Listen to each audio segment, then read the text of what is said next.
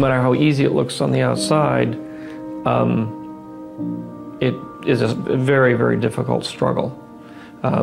Most people, you don't see the struggle part of a person's life, you only see the success they have.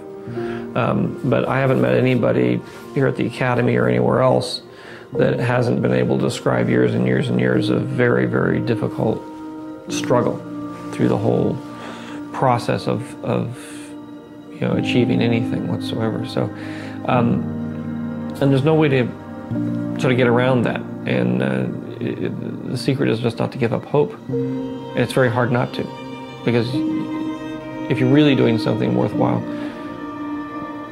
I think you will be pushed to the brink of hopelessness before you come through the other side. Do or do not.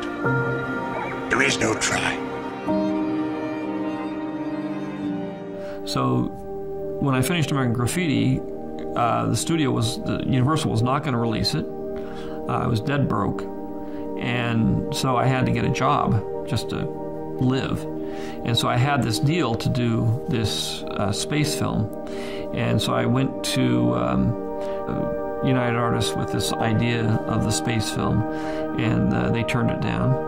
And then I went to Universal for the idea of the space film, and they turned it down.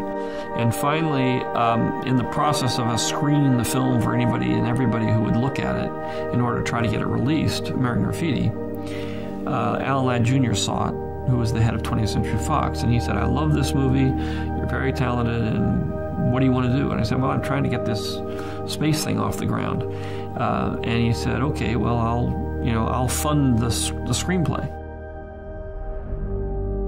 Everything I did, I was following something I really cared about, something I loved, something I was passionate about, and I kept following that passion.